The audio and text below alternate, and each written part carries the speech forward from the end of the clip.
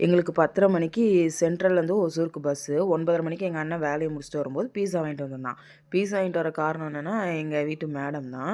பீஸா பீஸா கேட்டுகிட்டே இருப்பா. ஆனால் சாப்பிட மாட்டா. அதில் ஒரு 2 வாய் கூட சாப்பிட மாட்டா. இதுவரைக்கும் மேக்ஸிமம் அவள் சாப்பிட்ருக்கா அப்படின்னா, நாங்கள் பீஸா வாங்கி 2 வாய் மட்டும்தான் இருக்கும். ஆனாலும் கேட்பா. அது வந்து ஏன்னு தெரியல. அவளுக்கு அந்த பாக்ஸ் பிரிக்கிறது, இந்த டாப்பிங்ஸ் போடுறதெல்லாம் பிடிக்கும். அது பக்கத்துலேயே இருந்து அதை தான் பண்ணிகிட்ருப்பா. இவனும் சரி கேட்குறாளே சாப்பிடுவான்ட்டு எங்கள் அண்ணன் வாங்கிட்டு வந்திருந்தான். வழக்கம் போல் அவளுக்கு பிடிச்ச வேலை என்ன, அந்த பாக்ஸெல்லாம் ஓப்பன் பண்ணுறது தானே. ஓப்பன் பண்ணுறேன்ட்டு பீஸாவை குப்பரையே கமுத்திட்டா. நானும் போச்சுன்னு பார்த்தேன். அப்புறம் திருப்பி பார்த்தா சீஸ் மட்டும் செதஞ்சு போய் கிடந்தது. சீஸ் டபுள் சிக்கன் ஃப்ளேவர் நல்லா இருந்துச்சு டேஸ்ட்டு. அப்புறம் வழக்கத்துக்கு மாறா பஸ்ஸு வந்து ஒரு 20 நிமிஷம் முன்னாடியே வந்துச்சு. நாங்களும் பஸ் ஏறி ஒசூருக்கு வந்து காலைல 5 மணிக்கே ஆன் டைமுக்கு விட்டுட்டாங்க.